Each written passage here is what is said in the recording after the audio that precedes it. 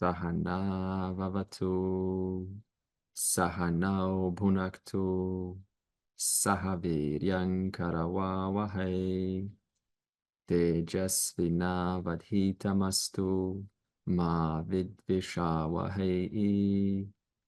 Om Shanti, Shanti, Shanti. So last week we have completed Gita Dhyanam, and in verse 4, there was a metaphor of comparing the Upanishads to the cows, and Krishna was the milkman who was extracting the wisdom from all of the philosophical texts, and he was collecting it in one bucket called the Bhagavad Gita. And this wisdom of the bucket of wisdom was given to consumption to Arjuna. So we are Arjunas. We want the wisdom. We want to assimilate this knowledge and make a life that is worthy of, cheerfulness and enthusiasm. So we want to transform our lives, and this transformation happens through the wisdom of the Bhagavad Gita. And in verse 5, it said that Krishna is, who is Krishna? It said he is the Jagat Guru. And it said that why is he the Jagat Guru? Well, it's because his wisdom is not something that is pertinent to one single country or one particular age at some time long ago. It is universally applicable, evergreen knowledge that you and I also need now as much as back then they needed, and so will people in the future. So in this sense, it is something that we can take comfort in, that it's not just sort of a little compartmentalized little section of knowledge. It's Indian or it's this or that. This is not what it is. It's universally applicable. And the reason for that is because human psychology is the same. Ultimately, we're all trying to look for ways to make our lives work and, minimize the amount of conflict that goes on with whomever you are with, and just live, peacefully, have a life of clarity, and be able to know what is to be done and what is not to be done, and to have no doubt about it. So this is what we all universally want, whoever you talk to. And so in this sense, Krishna is someone that we can all learn from. Now, on top of that, there is always going to be, you also have on top of that a person with a mind. And this mind is going to have personal pressures. And it's going to say things like, well, this doesn't apply to me. I don't believe it. I've heard this before. And, this is not what Krishna is really saying. He's actually saying this. So on top of what is being provided, on top of that, there's a listener. And the listener is you and I. And the listener is the weakness of the listener. If they, it's up to them, how careful you are, is to fall for these, to subscribe to these first encounters of the mind's kind of impressions. So the mind has impressions, and it makes up a story about what you see, what you hear, and it compares what it heard before, and then it tries to reconcile Vedanta into what I heard before. And I've seen this before. As a teacher, I see this all the time. There are some people who, they try to use Vedanta to fit in and make up, to increase the faith in their religion. So this is a possibility whereby the person listens to Vedanta and you say, well, this is a, interesting student. But what's going on in the mind is they picked up something before, something a long time ago, and they're using Vedanta to try to reinforce the strength in Jesus, in Buddha, in Hinduism, in various deities. And so you see what's going on here? But Vedanta is not about adding, it's just showing you what is. So how can I use it now to reinforce something else? It's just pointing out the reality. So in actuality, there's no space to use this to reinforce something that you already know. It's just making it all clear. It's putting it all on the table and saying, here's the place of religion, here's the place of philosophy, here's the place of, emotions, here's the place of psychology, here's what it is, here. And then you see it all and you go, now I can connect the dots, how it's all connected. So rather than putting my head into any one particular area, like an ostrich, and going, okay, I'm all about emotions, I'm all about religion, I'm all about philosophy, you just stand and look at it all. You see, now I know how this whole world works. I see how it's all connected. This is called objectivity, discernment.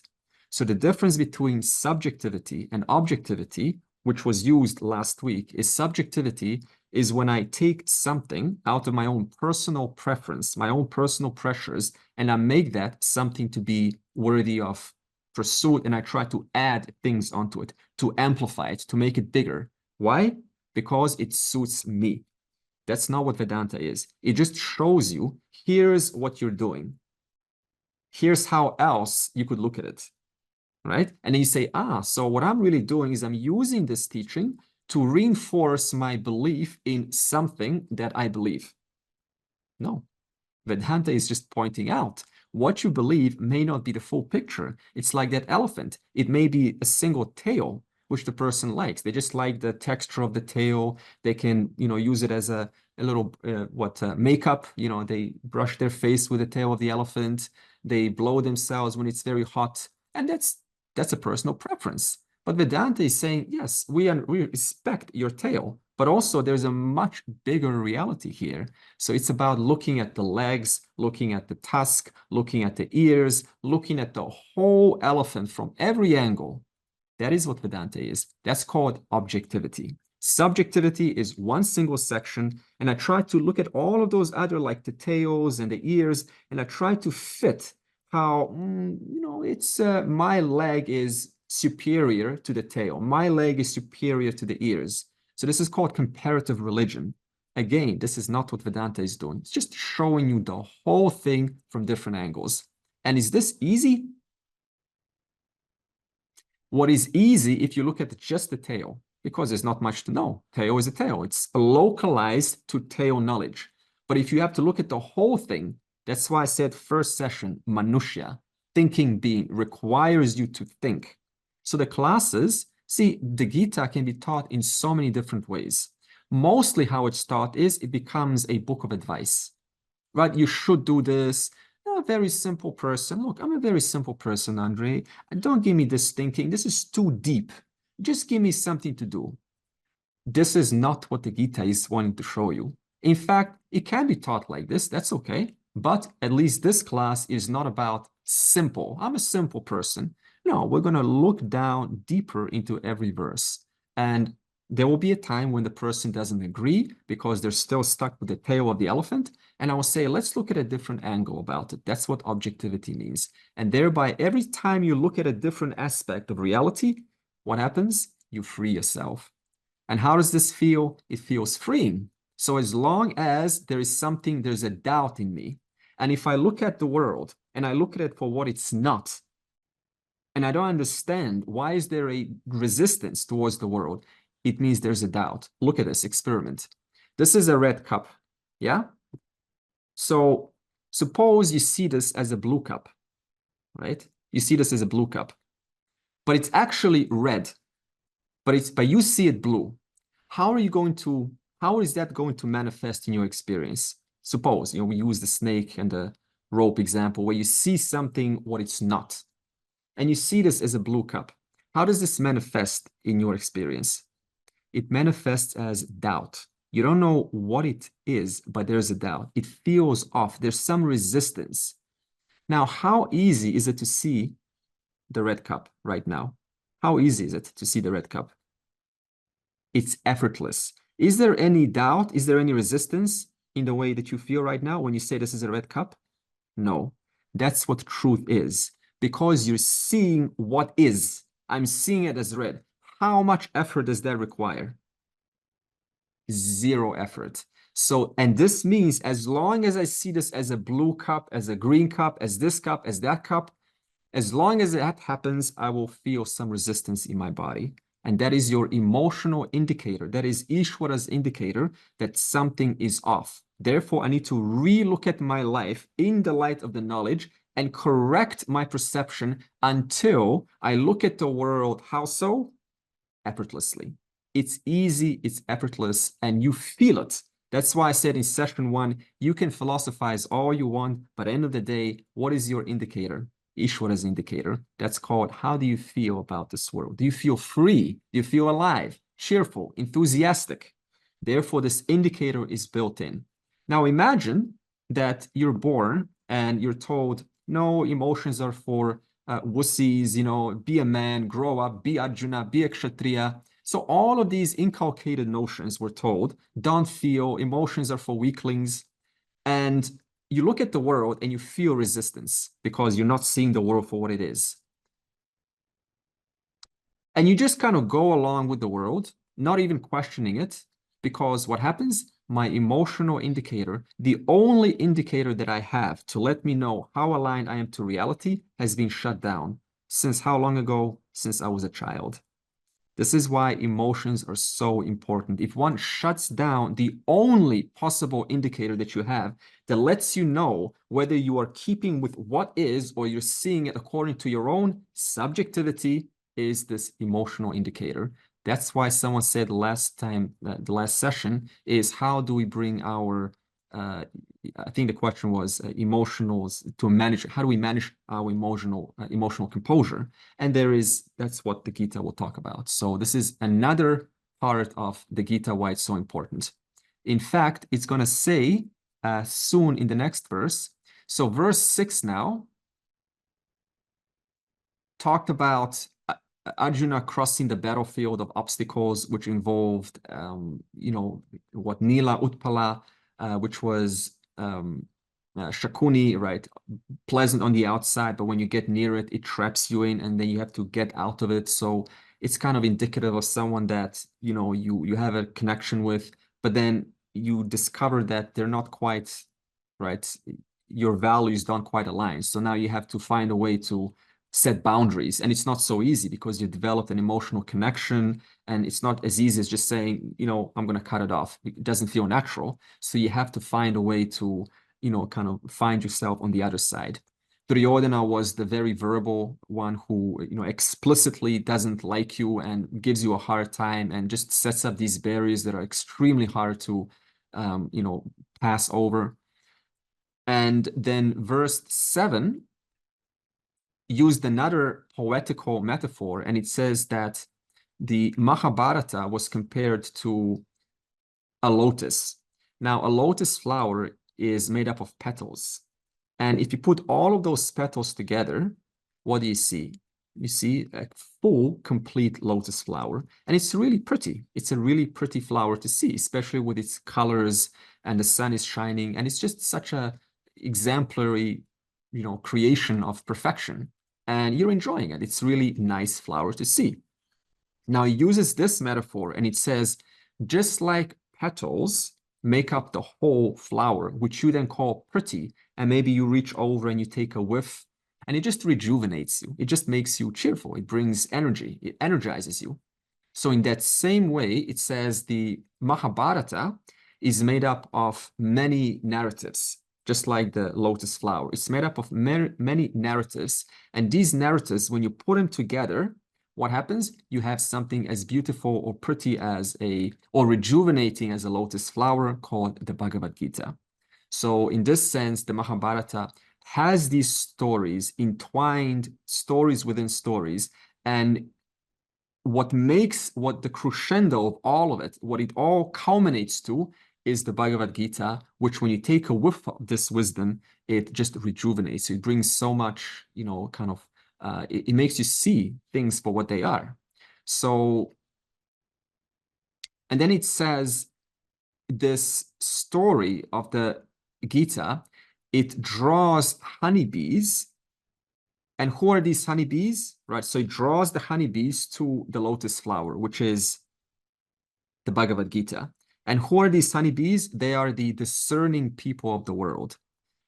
So this is very interesting, because if you have a bee that flies over a flower, what does a bee do, right? Considering it's a worker bee, it lands on the flower and it has to dig deep into the flower and extract. So it has to stay on the flower for a while. It doesn't just sort of touch and go. It has to have a little risk. I mean, some other bigger wasp can come over and snatch its head off. So it has to come onto the flower and dig deep and get that nectar. And only when it's gotten for one session on a Sunday, it flies off and it goes back and it assimilates that knowledge in its beehive. But now you can have, suppose, a lazy bee, and the bee is just flying over. Zzz, oh, nice flower. Zzz, and it keeps on flying away. So it noticed the flower. This is called noticing the Gita. Yeah, it's there. It's on my table. It's by my bedside. I heard about it. I heard about it as an Indian or as a Westerner. I heard about it, but that's all I need to know. So this is another option. Another option is the bee is bored. So maybe, or maybe it's not bored. It just kind of has some curiosity. It lands, it looks at the surface detail. This is called giving advice. It goes, okay, so what can I pick? Okay, you should do this. You shouldn't be like that. Okay, let me fly away. So it also got some knowledge out of it, but not as deep as the bee who lands on, digs deep, takes time to scoop up the nectar, and then bring it back to its little private place of the beehive. Think about, how do I re-look at my life in the light of this nectar, this wisdom that I've received? How do I re-look at my experiences, my daily experiences, in the light of what I have scooped up, which I've taken 1.5 hours to listen and think about? So this is the verse says these kinds of bees are the right thinking people of the world. In other words, they take time to look at what is the opportunity in this situation. Every situation that is presented to you is loaded with opportunities. It's literally a school. It's a school compressed in an unpleasant situation. And you need to unwrap that situation and go, what is the lesson here? How can I become a stronger, more discerning, more calmer, more gentler human being as a result of unwrapping this challenge, unwrapping this crisis in my life? So every crisis is your blessing. We often look at crises as something that I don't want it. But if you think about, if you analyze your life and you look at all of the crises, when you looked at them in a way that you were able to learn something from it, it is what has gotten you to this place today. Was what has gotten you, what has elevated your wisdom, your discernment, your capacity to ask the right kind of questions, which has brought you to the right kind of teachings. Therefore, crises are, in this sense, at least verse 7, are your biggest opportunity for elevating you farther and farther and farther, so you have these beautiful quantum jumps. In fact, what's the difference between two kinds of business owners? You have one who wants to start a business, another who wants to start a business. This one is, all right, it's kind of taking it carefully, little by little. They're playing it, but too safe. This one, is also thinking about their options. They're thinking about how much to invest, how much can I afford to invest, and how much can I still live if I were to lose that investment? How much can I still live comfortably? So you're taking a slightly bigger risk with your money. And through this kind of, interaction, asking the right questions, advertising different channels, not sticking just to one channel like Facebook, but going AdWords, going a little bit of newspaper, going offline, going different means of advertising. So you try your channels and you write down your responses, how well you did, how much clicks did this ad get, how much clicks did this ad get, how much did this headline get clicks, how much clicks did this headline get. So you kind of see your A/B responses. And you're constantly active. You're engaged in your art form.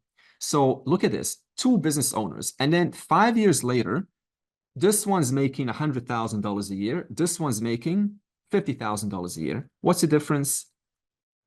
See this? This one dug deep, explored deeper, looked at the data, thought about the data which was received. And this is what a right thinking person in the world is. They think about what do I do with this data in the light of my situation? How can I use this data to help me, rather than just putting it aside? So every data in the world, everything that you receive, you're receiving data every day. Every day you're receiving data. Every data is a chance to make a difference, to have a nice little quantum jump. Every day, quantum jump. There's a nice thing that I do is that end of the day, I say to myself, Andre, now that it's time to sleep, what 3 things have I learned? How have I made a difference? How am I better today? In what ways am I smarter, more intelligent before sleep than I was in the morning? What have I learned? And sometimes I have a disappointment and I say to myself, oh, not much. I haven't learned anything. And I go, why? Why have you not learned anything? Well, because I spend too much time on maintaining something. So, okay, that's fine. Tomorrow, now you can spend some time and catch up on your work. So it's like this, you're working with yourself. And so these are the right thinking people of the world. And then it says, verse 7 still, it says, this lotus flower of wisdom destroys afflictions of Kali Yuga. So Kali Yuga in this verse, without going to the 4 yugas, Kali Yuga just means those crises in your life that I just mentioned. And what will this wisdom do? Well, how will it destroy the afflictions of your crises, of your Kali Yuga, your personal Kali Yuga? Well, you're now expecting by getting advice? No. By being told what to do? No. By revisiting your life situations in the light of the knowledge. Revisiting every experience in the light of what we learn here. So it's work. It does require work.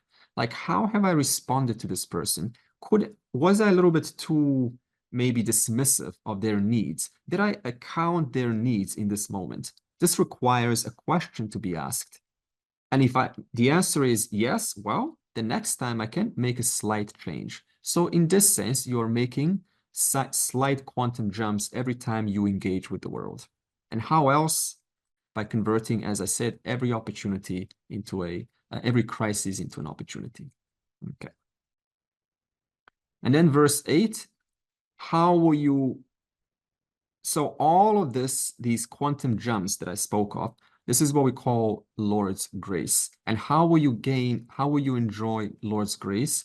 Through your own self-efforts. So this is the reality. So there's no shortcut. There's no quick way to it.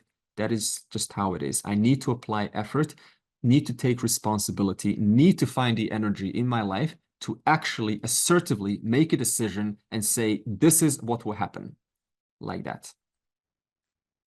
And then verse 9, it closes and says that, who is Krishna? Krishna is Ishvara, the Lord of the universe. Who is Ishvara? This is a topic that will be answered throughout the entire Gita. Ishvara is the whole. There is not one thing that is outside Ishvara. So even your thought right now asking, who is Ishvara? That is nothing but sounds. H, U, I, Z, I, Sh. That's just sounds. Is that outside Ishvara? No. Even your brain cells to put together 20 neurons to come together and postulate the question, who is Ishvara? Are those brain cells outside Ishvara? No. The electrical signals that were required to fire and wire and bring the whole experience so that you can actually have an experience of asking, who is Ishvara? Is that outside Ishvara? No. So for now, Ishvara is the whole thing. There is not one thing that is outside Ishvara. Okay. Now, this brings us to chapter 1. Anything you want to say before I chant Gita Dhyanam and then go to chapter 1?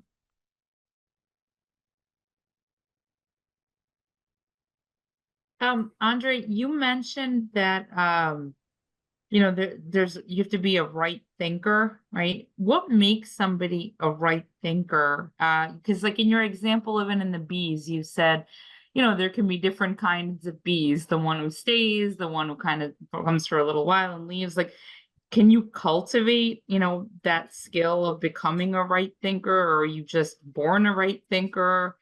What makes someone a right thinker? Good question, Sharmili.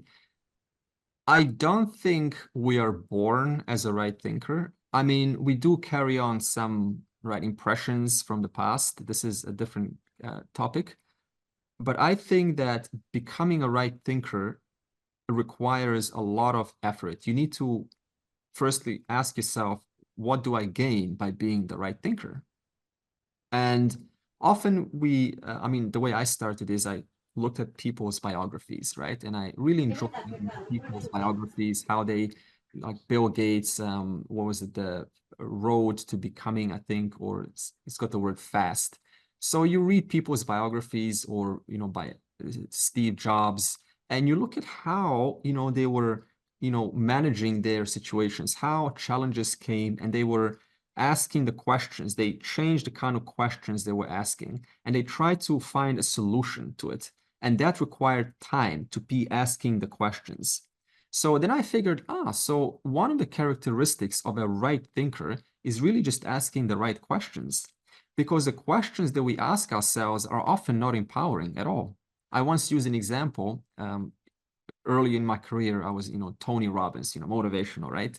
And one thing that he says, I remember, was, you know, the person asks themselves, they want to lose weight. And they say to themselves, you know, why am I so fat? And then that's a question. And then the mind is expected to reply. And then the mind says, because you're a pig, right? So, and that's kind of like, yeah, I am a pig, you know, because I'm fat. So if you ask these questions, then you're going to get an answer. So I thought that's very interesting. So the kind of questions that we ask ourselves is really the kind of thinking that we start to ruminate over. And so one of the earliest things I learned was just change the questions that you ask yourself, because we often ask ourselves the exact same questions and we keep on getting the exact same answers. So thinking is really just questioning in a different perspective. Now, yes, you can cultivate this 100%. How so? By learning the wisdom and rethinking your life in the light of this wisdom. And that is why wisdom is so important, because it gives you a template of the kind of questions to ask. Without the wisdom, I can't ask. Therefore, it's cultivated how? By learning the wisdom. And that is what Gita educates us. So if I tell you, for example, last week you said, how do I manage my emotions? And if I say to you, by acknowledging your helplessness, first thing, that's one of the many things, acknowledging your helplessness. So first thing is, right, the person says, no, I don't have any problems. Well, then there's no help, is there? Do I have any problems? I have no problems. That means the person is beyond help because they got no problems. So the first thing is acknowledging my helplessness. But now if I tell you that, then you say, well, what does it mean to acknowledge my helplessness? See how your question is already different. And I say, well, to acknowledge your helplessness is to recognize what are those things that are bothering you, right? They're there and they're kind of manageable, but they keep on reappearing every single day. What are those small things that are bothering you? And I say to myself, well, you know, I would like to have a better memory. And then you say, well, what does it take to have a better memory? Well, I could learn a new language. And you go, what kind of language could I learn that I enjoy so that I can improve my memory? So the questions change according to this thing that you're having in your mind, right? So in this case, I acknowledge my helplessness, and then I can start to pray. And I can say to the Lord, Lord, I feel a little bit helpless. I need some help. Please guide me. I don't quite know what to do. And then you can now say, what can I do? What little can I do? Well, I can go on ChatGPT and I can ask, how do I, and then you can 5 ways or 10 ways so that I can change my questions. How do I change my questions in a way that will empower me to think differently? So you're constantly working, going deep inside the matter like a honeybee and extracting this. And this requires self-effort. And everything I'm saying now is exactly, by the way, what I do literally almost every day. Looking deep into the matter. Sometimes I don't know what questions to ask, so I will go online and I will ask. Give me 10 questions that I could ask to help me understand this matter more fuller. One thing that you may want to explore further is the metaphor of the lotus. Lotus grows in the most filthy atmosphere and the ecosphere, like Kalimalam, as it is hinted in the 7th verse, I think. Because I think that gives a very, very significant hint of what is the shape of things to come in the Gita. For example, how in the midst of the deepest of confusions that Kali Yuga presents, the lotus still holds high. with its leaf, which where the water runs out. You mentioned about subjectivity and objectivity. So I think that metaphor demands a little bit more explanation from you. Am I right? Yes, this is beautiful. So what Bao has now provided us is a different view, a different metaphorical view about the lotus flower. So this is a nice example of what it means to ask a question. What else could the lotus flower indicate? Lotus flower also shows us, it's also indicative of your nature, your pure nature. And right, no matter what falls in this lotus flower, it just slides right off. So no matter, you may think it's dirty, but if you put some effort into it, you slowly remove this dirt, which you think has contaminated the lotus flower, but actually the lotus flower has never been contaminated in the first place. So this is another nice metaphor. So what I'd like us is to start to ask these questions. What could this mean? What is the symbolism behind this? What is it trying to teach me? And again, you can always use some help online and think in the light of that. So this is what a thinking human being is. There's another example that I will go along with Bao, and that is when we come to Hanuman in the Ramayana, which we'll probably do this session. We'll see. Okay, I will now chant the Gita Dhyanam. Om Parthaya Pratibodhitam Bhagavata Narayanena Swayam Vyasena Gratitam Purana Munina Matye Mahabharatam Advaita Mrtavarshinim Bhagavatim Ashtadasha Atyayinim Ambatvam Anusandadhami Bhagavadgita Bhavadveshinim. Namostute Vyasa Vishala Buddhe Pulara Vindayata Patra Netra Yena Tvaya Bharata Taila Purnaha Prajvalito Jnanamayaf Pradipaha Prapanna Parijataya Totra Vetraikapanaye Jnana Mudraya Krishnaya Gita Mrtaduhe Namaha Sarvopanishado Gavo Dogdha Gopalanandanaha Partho Vatsasudhir Bhokta Dugdham Gita Mrtam Mahat Vasudeva Sudam Devam Kamsachanura Mardanam Devaki Paramanandam Krishnam Bande Jagadgurum Bhishma Drona Tata Jayadratha Jala Gandharani Lotpala Shalya Grahavati Kripena Vahani Karnena Vela Kula Ashwathama Vikarna Ghora Makara Duryodhana Vartini Sotirna Kalupanda Vairananadi Kaivartakah Keshavaha Parasharya Vachasarojam Amalam Gitarthagandhotkatam Nana Khyana Kesharam Harikatha Sambodhana Bodhitam Loke Sajjana Shatpadairaharaha Pepiyamanam Muda Bhuyad Bharata Pankajam Kalimala Pradvamsina Shreyase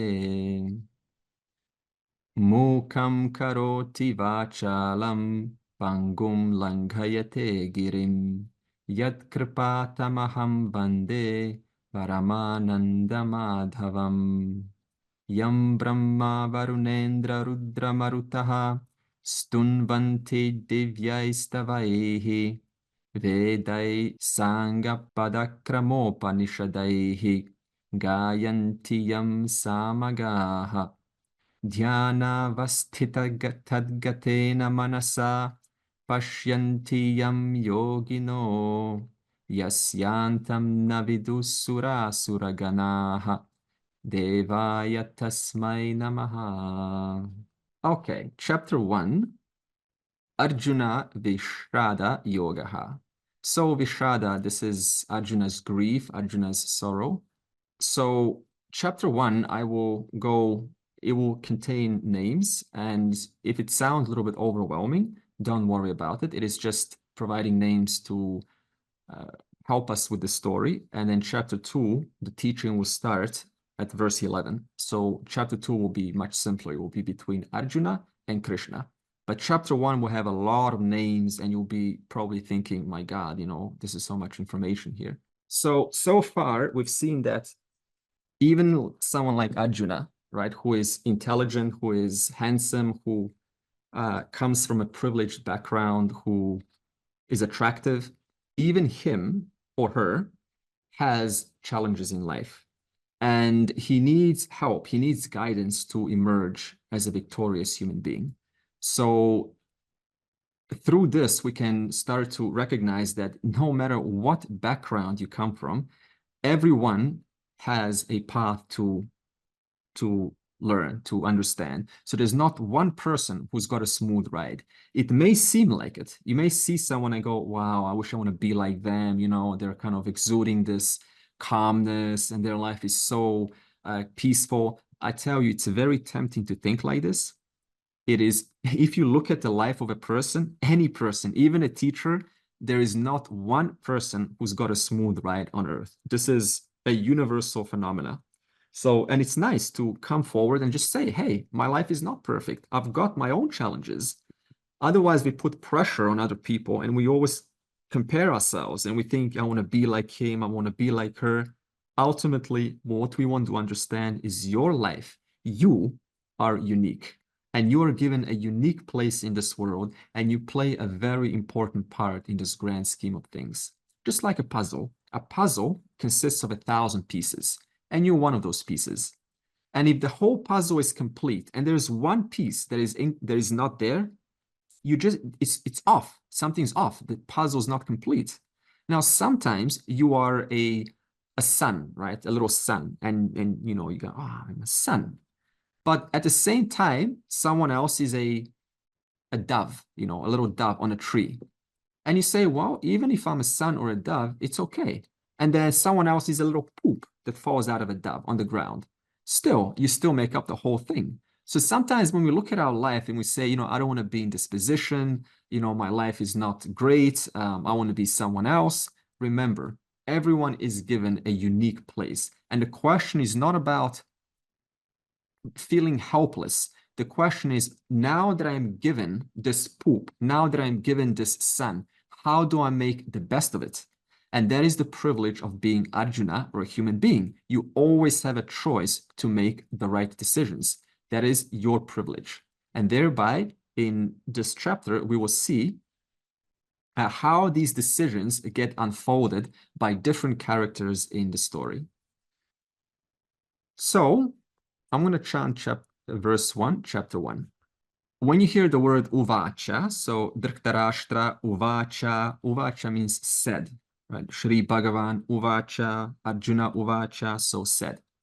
Dhritarashtra uvacha, dharma kshetre kurukshetre, sammaveta yuyutsavaha, mamakav pandavaishchaiva, kim akurvata sanjaya. What is the context for how the conflict arose in the story? Well, we know that there was Duryodhana who had, jealousy towards his cousins. And he gave him a very hard time. And no matter what his cousins did, Duryodhana always found a way to fault them. So he was never satisfied with his cousins. He was envious. He didn't like their success. And the Pandavas were always showing these wonderful qualities of a clean, a worshipful human being, a reverential human being who's educated, well-mannered. And Duryodhana was just maybe one of those poops, in the puzzle pieces or, whatever, right? So I'm not kind of putting anything down. I'm just saying one plays a different role. And what happened was he called them over to the game of dice and the Pandavas lost. And the deal was that the Pandavas, upon losing, go to the forest for 12 years. And on the 13th year, they need to remain in anonymity. So if they get discovered, then they will have to go another 12 years. And what happened was they were not discovered in the 13th year. Thereby, they were entitled to get back there in the prastha and continue their livelihoods. However, Duryodhana, again, right, he always finds a fault. He sees something to, it's called subjectivity. So always finding something to disagree with. And he says, no, I found you in the 13th year, and I want you to go back to the forest. So he insisted, otherwise. And this time, the Pandavas didn't want to let go because they were already letting go many situations, and they just got them into deeper and deeper down into where they ended up in the forest. So this time, the Pandavas made a firm boundary and said, no, I've been giving you chances over and over again. This time, we're not giving you another chance, Duryodhana. We want our Indraprastha back. So what happened was, it was obvious that the war was, impending because of this conflict. What Krishna saw was that this war is going to have, mass, destruction. So it's not going to be just between Kauravas and Pandavas, but it's going to be a war of great destruction. Morals are going to be lost. Husbands would die. There will be widows. There will be orphans. So there will be a lot of negative consequences on society, not only in that time, but also in the future generations. So Krishna decided to negotiate one last time with Duryodhana. So he went over to Hastinapur, and he says to Duryodhana that you have been consistently unfair to your cousins, and they were not found out in the 13th year, and give them back what they are entitled to. Give them back their share in Indraprastha, because after all, it's just a small section. It's like Melbourne CBD. It's small compared to the entire Melbourne. And Duryodhana says, no, I don't want to give them back anything. And then Krishna made it easier. He says, fine, I understand. You may have your own needs, but I'm willing to make it easier for you. So this is called negotiations. You don't just dismiss or write the person off, but you make it one step easier. And he says, well, then just give him 5 districts. So district is something smaller. So it's kind of like 5 suburbs in a city. So give him 5 districts for 5 for each brother. And again, Duryodhana says, no, I'm not willing to do that because, this is my property and I'm not going to do that. And then Krishna said again, well, okay, give them back 5 villages. So now you're going smaller. So villages is a little outskirts. So you're giving them a place, the outskirts of the city. Nobody goes there anyway. He says again, I'm not going to do this because I don't want to give them anything. And then Krishna said again to Duryodhana, fine, then give them back 1 village with 5 houses, 1 for each brother. This is very simple. One little village, it's nothing in a big, huge city. Again, Duryodhana says no. Now, Krishna could have said, fine, they give them 1 house with 5 rooms. It would have not made any difference because no matter what, Duryodhana says, I'm not willing to give them back not even 1 centimeter of land. This is all mine. If they want it, they have to fight. So Krishna gave an opportunity for Duryodhana to think it through. He actually facilitated Duryodhana's thought patterns by saying, give him something big. If you cannot compromise that, I will facilitate your thinking to make it easier. Give them back something smaller. And like this, Duryodhana was given a chance to look at every level. What is his loss? How much does he really want this? To look at his inner desire, his greed, to have his whole own process about what he wants. And every time Krishna ascertained that no matter where you look at Duryodhana's mind, no matter what level of thinking he's at, all of those thinkings are in the name of one common goal. This is mine. I'm not willing to negotiate. So Krishna is very intelligent in this manner. He's facilitating Duryodhana's thinking to ensure that Duryodhana is not missing out on any perspective. Knowing this, it was clear that the negotiations have failed. So Krishna goes back and he concludes the negotiations have failed. Now, what happens is that Dhritarashtra, right, is very anxious, and he's born blind. We already established this. But he's anxious because he wants to know, how is this all turning out now that the negotiations have failed? My sons are going to have, a huge war. So I'm going to lose my sons. Which side? I don't know, but there's going to be great loss. So he was very anxious to know what was going to happen. And Dhritarashtra's charioteer, which was Sanjaya, had a special power called Siddhi, which was given by Vyasa. And Vyasa is a very wise fella. He's as intelligent as Krishna, and that's why he was able to, transcribe these, the whole Mahabharata. And Sanjay was able to recognize through his remote viewing what is going on the battlefield.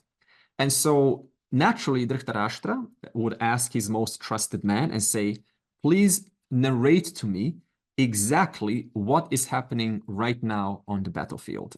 Dharma kshetre, kurukshetre. And therefore, what is this kurukshetra? Kurukshetra is the place of the war. So it is a place where it is a place of action. It's where action gets done. And depending on what kind of action, what is your intention behind that action, is the kind of results that you will get. So the whole thing was just a place of action where you have two sides. One side is keeping with what is and seeing the larger picture. One side is not quite seeing the larger picture and is very invested in one's own self-interest. But either way, both of them are given the same platform to act. And what will come out of that?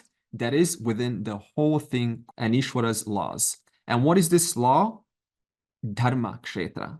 So the whole thing, the place of action is in the laws of dharma, ethics. What is the right thing to be done? What is that which preserves the well-being of everyone at large? Not just one side, but everyone at large. Therefore, Dhritarashtra qualifies, or this place, Kurukshetra, is qualified as it is Dharma Kshetra. That means it's not just a battle of, right, position and power, but it's a battle of ethics. It's a battle of principles. And this is what a person's life is about. This is what everyone's life is about. What is to be done, right? There's one side of me wants it one way, but another side of me feels guilty. If you do it that way, you're contradicting the good opinion of yourself. There's something in me, an innate program that knows what is the right thing to be done. But then there's another part of me, the Kaurava side, the pressure that wants it to be this way only, at the expense of somebody else. After all, nobody's going to find out. What's the problem? What's the big deal? And then I do it, and what happens? Dharma Kshetra. I've done it in what kind of field? In Dharma field. Dharma, the laws which are set up that always give me feedback the moment I act against Dharma. Therefore, this Kurukshetra is a place of principles and ethics. So it's an internal war that is happening in an individual. It depends. You can also look at it as an external war. It depends who's teaching it. But I also want to introduce that it's not just outside once upon a time on some battlefield. It's also a war that's happening in you. Right now, tomorrow, next week, next year. And you have to make the right decision. Now, the next question is, if Dhritarashtra knows that his son, the Kauravas, are on the wrong side of, right, of Dharma, they're on the side of adharma, right, of that which is unethical, that is not keeping with the well-being of the whole, then why is it that Dhritarashtra is unable to stop the war? Because he's the king. He can intervene and he just say, stop the war. This is not right. My sons are on the wrong side. Stop the war. And this is, again, another human complication or a complex that we all have. And what is this complex? When someone that is very close to you is involved, such as your spouse, such as your child, such as your brother, such as your sister, then you don't see, what happens is we don't see the larger picture because we have a certain what's in it for me investment in this relationship with this person. And this what's in it for me gives you a certain satisfaction. And this satisfaction makes me not see the larger picture because there's something that I'm getting out of this situation. Now, in modern psychology, we call this biases. I'm sure you've heard of biases. There's a nice book called Art of Thinking Clearly, and it lists over 100 biases that people fall for. And one of the biases, so if we were to analyze Dhritarashtra and put him inside a psychologist, in front of a psychologist, what would psychologists say? Well, Mr. Dhritarashtra, you're having some biases going on, and this is why you're unable to stop the war. And what are those biases? Well, the first one is confirmation bias. Confirmation bias is when you selectively listen to one side of the story only, and I reject any opposing evidence. That means I only see this because it's so comfortable for me, and anything that contradicts that opinion, I will naturally just move away. And how was this expressed with Dhritarashtra? Well, he was surrounded by ministers, just like we're always surrounded by people in our life. That's who ministers are, people that are close to us. And who was he listening to? To those ministers who were downplaying Dhritarashtra's weaknesses, downplaying his maligned ways. He also had Vidur, remember? Vidur was the wise one. How many times did Vidur speak to him? Many times. But did he listen? Well, he did listen, but did he use that and did he consider it? Not very much. So this is a confirmation bias. That means I have a certain investment in a particular relationship, and if it gets compromised, it doesn't make me feel comfortable. Therefore, I will listen to one side only. You've seen the former US president, right? The moment someone, while he was in office, the moment he heard someone that is slightly against his way of thinking, what happened? You saw this over and over. I did, at least. He instantly fires them out of the office. In other words, he's only willing to surround himself with those who support his one-sided view. I only want the tail. I don't want the ears. I don't want the leg. I don't want the tusk. This is confirmation bias. Another bias. Yes? I have a quick question. So it looks like Dhritarashtra was in deeply love with their children, right? Yeah. That's why the attachment happened. And because of that attachment, he couldn't see the larger picture, correct? So my question is, if Dhritarashtra would have deeply loved their kids, but did not have attachment, then maybe he could see, he wouldn't be the biased person. And if it is it possible for a normal human being like us to be in deeply loved but not attached? I think it's possible, Lena, because it depends on what kind of relationship how invested are you in a particular relationship, and what do you know about the world? What do you know about yourself? What do you know about the cost if I violate what I know to be right? What is the cost of that? Now, what happened in Dhritarashtra's case is he wasn't considering the cost. What is the cost of supporting my sons on the adharma side? What is the cost for me in my personal life? He didn't consider that, and therefore it made it much easier to confirm what he already wanted to believe, and that is, I love my sons. They're they're the prince after all. So again, you need to think. You need to introduce what is the cost if I keep on letting my son get away. Because look at this: when you're supporting someone that you love, and you know they are on the wrong side, there's something that is not right. You know it's not good for their well-being, but you go along with it anyway. Because this natural dharma program is inbuilt into everyone, how does it come out in this individual?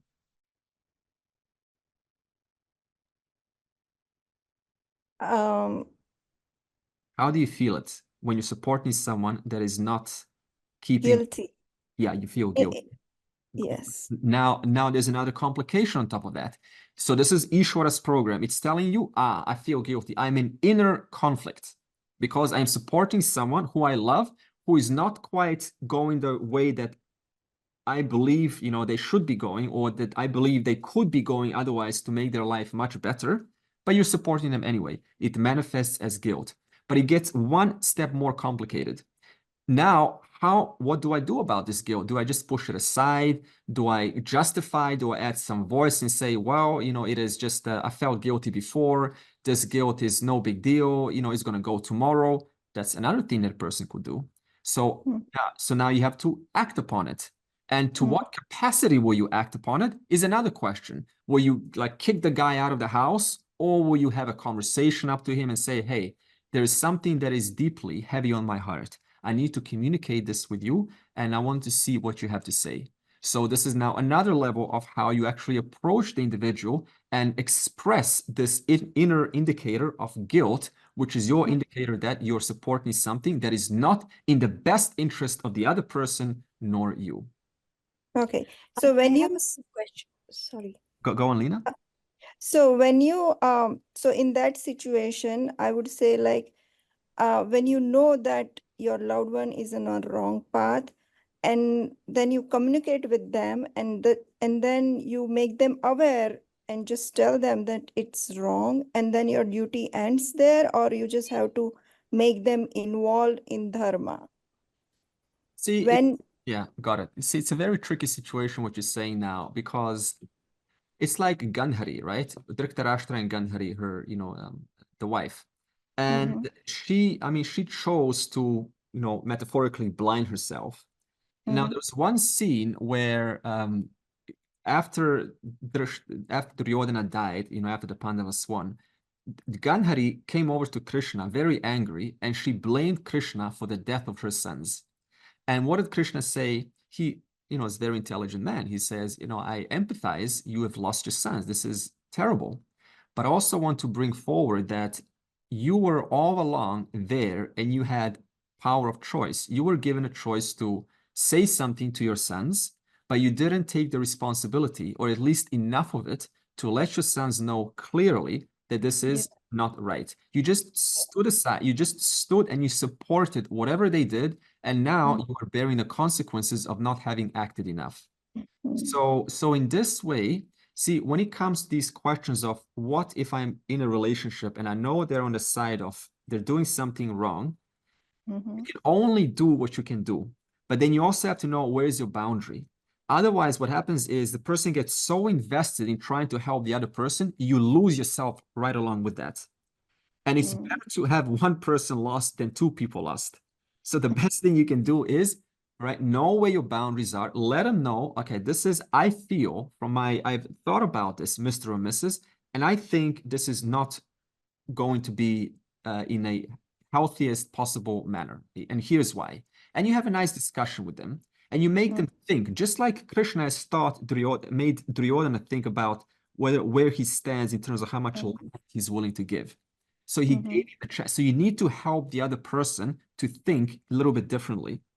And after you have done that, just like Krishna, he says, okay, I have done all I could. I've warned Duryodhana that this is going to be a terrible war and he's going to lose. And Duryodhana knows he's going to lose, as we will see in the upcoming verse.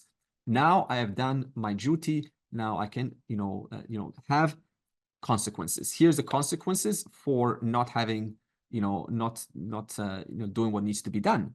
Now, those consequences, you have to be careful, because if they are harsh, then that creates repercussions in the future. So next time you see this person, there's this, this cold tension between you. So there's a certain gentle manner how to communicate things so that you don't cause an even deeper scar in the future.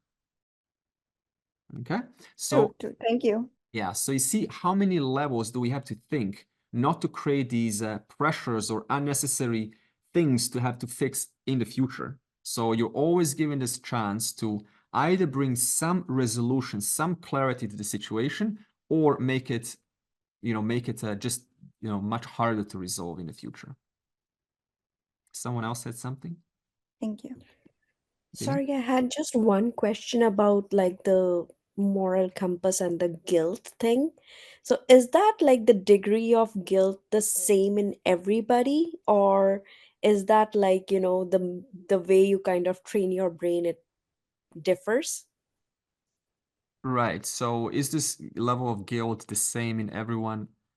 It's hard to tell. I mean, I'm not inside someone else's body, but one thing, there is this program, the innate program of what is the right thing to do and what is clearly what is unfair. And this program speaks to all people. And the language that it speaks with is emotional indicators, such as I feel shameful, I feel ashamed of myself, I feel some things, I don't feel peaceful. One thing that I said to Julie, and when it comes to communication, I'll just let you know how I handle this personally. When it comes to communication, I ask myself, when I say this to the person, suppose I say it through the email, will I feel open and cheerful and motivated to walk up to them if I were to see them tomorrow by accident? Or will I feel guilty? Oh, I should have not said that. They're probably going to have a bad impression of me. You know, they're going to think I'm a bad person. In other words, before I speak, I say, okay, the way that I'm speaking now, am I opening our hearts up, or am I creating tension if I were to find them out tomorrow or meet them unexpectedly? So this lets you know how much you're in touch, how much you are keeping your well-being, and you're coming from an authentic place, from an honest place, not willing to hurt, but just willing to bring some light to the matter. So is it correct to believe that guilt is some kind of like, your inner consciousness guiding you what is right and wrong, and it's not based on person's experience of life? Yeah, guilt is one of the indicators, Ishwara's indicators, that what I'm doing is, it needs to be relooked at. There's something that needs to be looked at in a different manner. Now, there's one complication to this, Bini, is that you can be, there's a common situation is that a woman gets sometimes born and she's told, you should always please your husband, for example. And so she goes into a relationship and she's always trying to please her husband. It could happen on the other side too. And she knows that what I'm doing is not healthy for me, because I am avoiding my own well-being. I also have needs as a woman, but I have this need to please my husband over my own needs. So she feels guilty because she wants to please her own needs. She wants to fulfill her needs. And so you see what's happening. It's mixed in. Now, the guilt is telling her that you need to look at your own needs, woman.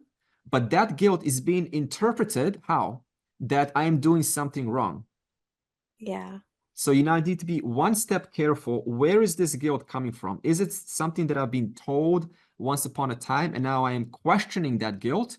Or is it either way, there's guilt. And if there's guilt, there is something off in that moment. So knowing that much, you can work with it. That's the point. You can work with that emotion.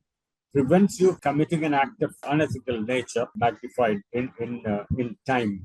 So the more you don't act, the more it magnifies. And it compares with biology. Corresponding chemicals in the brain that are matching that mind, which is, inside your mind, you're violating something, and the brain is going to send you a corresponding chemical. So, but what people do sometimes is they will distract themselves from that guilt because it's so loud and it doesn't allow me to enjoy myself. Then the person will have to do something even more intense to suppress it for at least for a moment. So, however, the way that it's set up is that Ishwara always finds a way to pop your bubble. So the person can keep on going as long as they want, but something eventually happens so traumatic that it's not possible to skip it anymore. So this is why it's important to look at those early warning signs. What is going on right now? So the person has to be sensitive in their body to recognize that and then act upon it. Because as Bao said, the more I skip it, it doesn't fix itself magically, it just amplifies. When two people are in a situation of a conversation and one says, be honest with me, tell me what you think. And you know that if you're honest to them, it's going to hurt them a lot. So how do you, in that, I mean, it also builds a guilt by not being honest. At the same time, you're actually fabricating something else that you don't. Yeah. I mean, sure. So, if you tell someone to be honest, and it depends how much do they, because it's easy to not say the truth. So they have to know that what is the cost of what's the cost if I don't tell the truth. That is something you don't entirely have a control over, Rani. It's still up to them. All you can do is you can just provide a safe space for them to share their honesty, and let them know what's in it for you for being honest. Hey, I'm here to help you. I've been through different situations. I've been through challenges. Maybe I can just, help you out. So you need to weave out from a person who is having a hard time sharing it with you. So there's always one of those, you change your language, you kind of weave it in a certain way to help them express it out. Because the reason we have to ask, why doesn't a person want to share or be honest with you? There could be different reasons. Number one, they probably, they don't entirely trust you. Number two, their sense of loss is much greater. Their sense of embarrassment or shame is far outweighs the benefits of being honest. So maybe they're too fresh in that mode of shame and embarrassment. You have to give them some time for them to ease it out.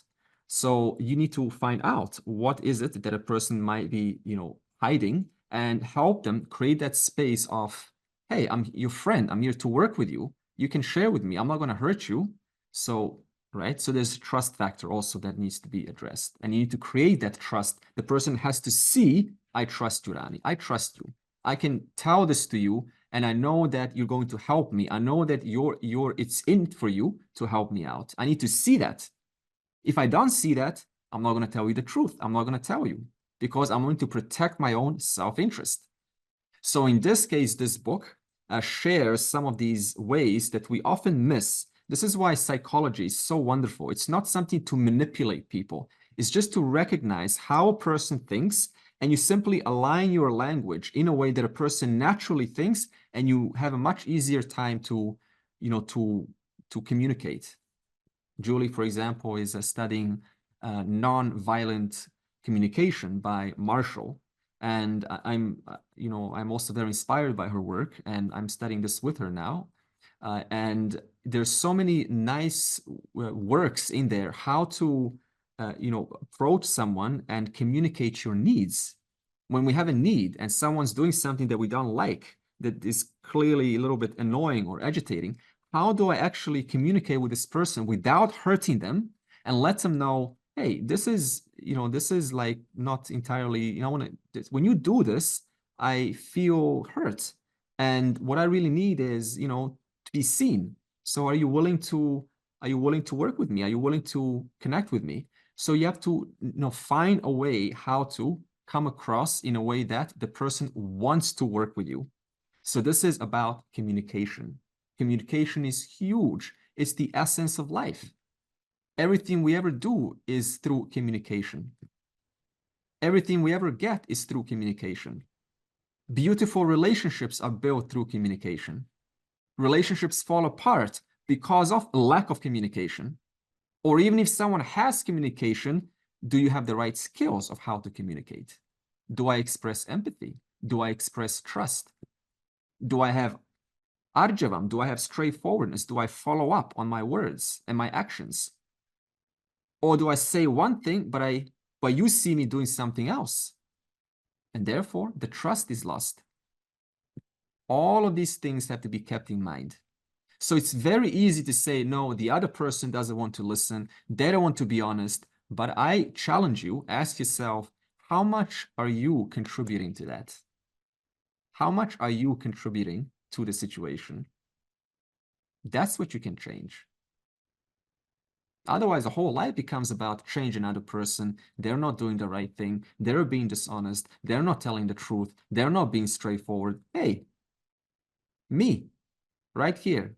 This is the person who has all of the control in the world. Relative, not all, but relative. So it's not as straightforward as just saying, be honest, tell me the truth. Why? You see, so it's multifaceted, and we have to understand human psychology so that we can get the right ways and, and go to the other side of the bank as Arjuna did. And that's why you need Krishna's advice, Krishna's teaching, not advice, teaching. Andre, yeah, just a question on Dhritarashtra, yeah. And what we've been discussing about, is he also possibly representing our level of dysregulation. Yeah. Just understanding his story, where he's come from, born blind, looked over, oldest son looked over to the youngest brother to become king. That created some angst for him. And then, interaction with it, must have carried forward with, no children, and the way his children were born, that must have created all sorts of trauma or stress for him that he's probably, cultivated or extended it to his 100 sons. Yeah, and this is lovely, excellent, Vic. So I said last time, one session ago, or was it two, that he is an archetype. He's an archetype of quiet discontent. And as Lorena just said now, and also with Vic, he is born blind and he had an unmet desire, he had an unmet need, and that is to be in a position of power, because it's understandable. If you were, a queen or a king and you had a powerful family and you were in a funny spot where it just seems like life is unfair. And this is the kind of psychology that Dhritarashtra had. Life is unfair. Life has treated me unfair. I am blind. My brothers are not blind. I cannot do this. They can do this. And how does this unmet need, how does this psychology of quiet discontent manifest? It manifests, I am kind on the outside, but inside I'm holding resentment. I am unhappy. On the outside, I have nice, smile, but inside there is angst, existential angst, dissatisfaction that I am being put in this place.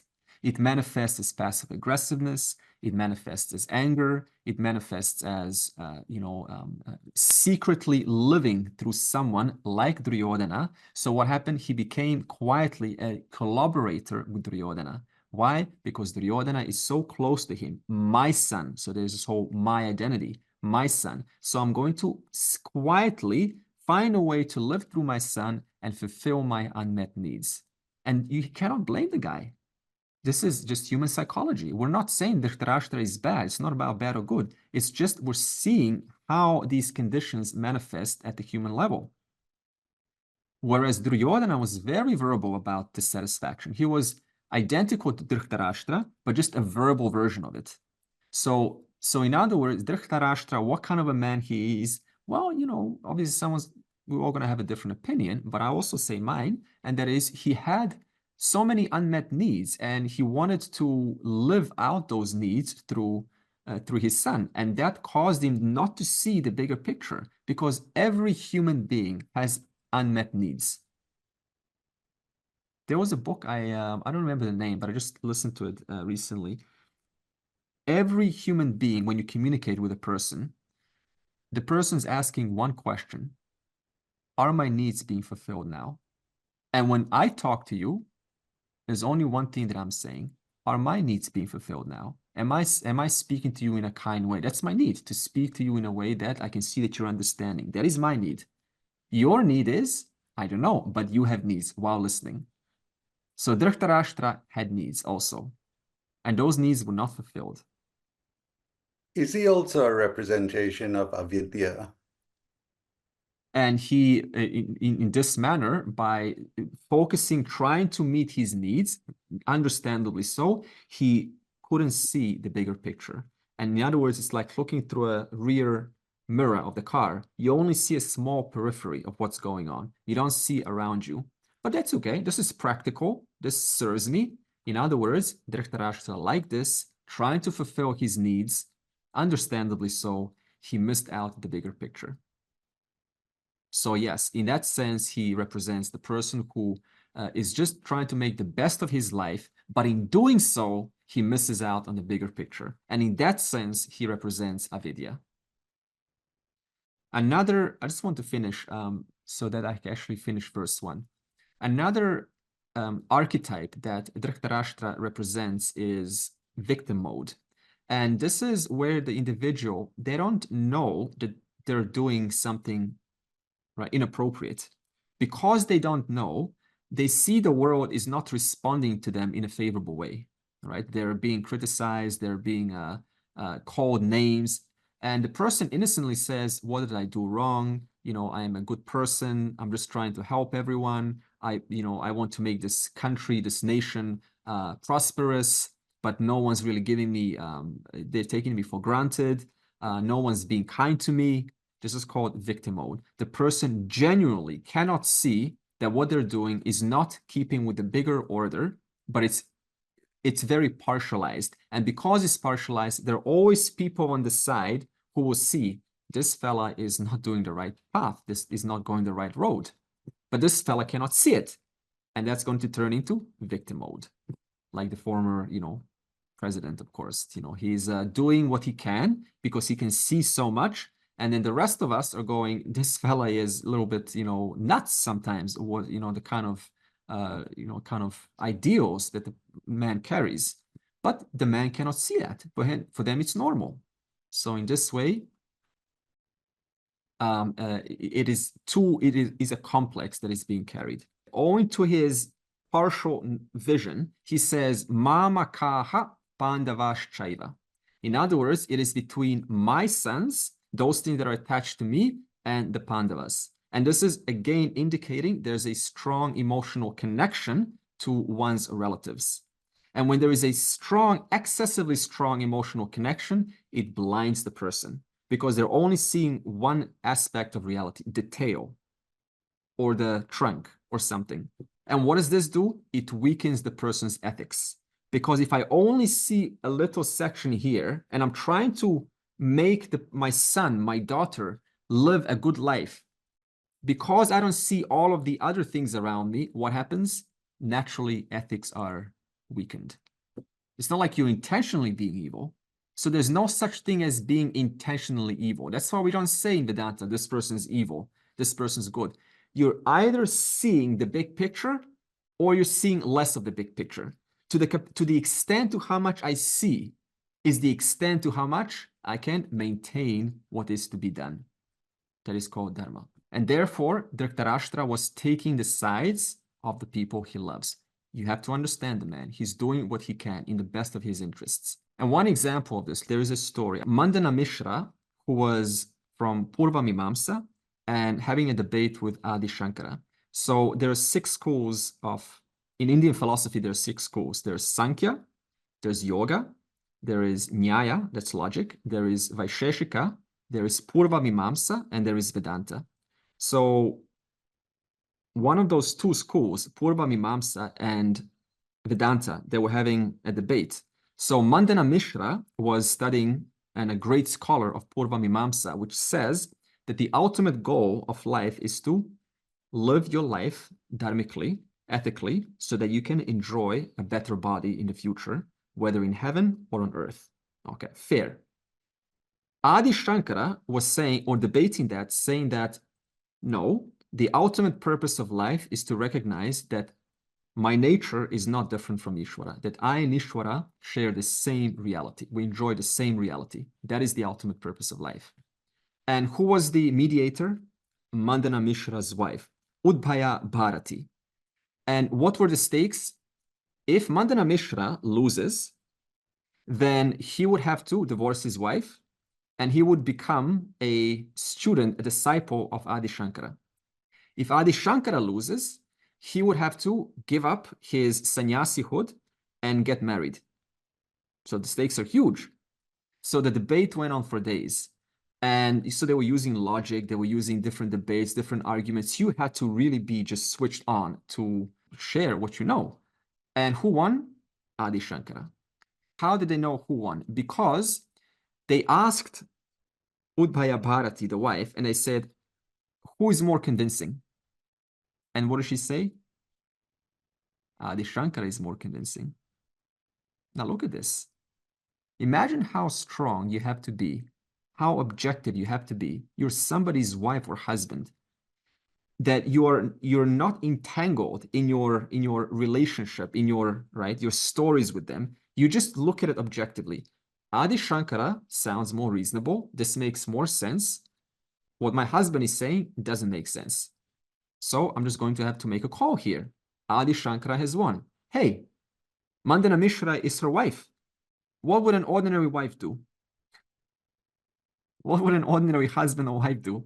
They'll have to justify, no, I don't like he's wearing, he's a little bit off, his beard is too long, I don't like he stinks. My husband, he saved me once upon a time, he's the love of my life, he's my soulmate. The whole conversation of explanation will go on inside the head. She did none of that. She was just objective. What are the facts here? What are the facts here? It's about the facts, not about my own entanglements. And through that, she was able to make the call. If a wife says you're right, is there any growth? Can you grow like that? No. You just get, it's called confirmation bias. You're just hearing what you want to hear. There's no growth there. So one has to understand, what am I here for? Quantum jumps in my development, or just hearing and feeling good? Oh, thank you. Yay, I'm a good human being. I'm worthy. La, la, la, la. Or make me uncomfortable, expose my blind spots, show my weaknesses so that I can grow as a human being. That's what I want at least. So you have to make that choice. This is called objectivity. Rather than getting mixed up for the sake of one's temporary well-being, I want something that is much more important, and that is dharma, that is God. That's what the wife was able to understand. Therefore, you have to ask yourself, what is the cost of protecting the side of a loved one, even though they're on the wrong side of the bank, or relatively wrong? There's no absolutely, but you know there's doing something that is not entirely healthy. What is the cost? There is a cost, and you know it. And that cost is inner conflict, inner struggle. Now, Sanjaya in the next verse will answer and say that Duryodhana is approaching Drona teacher.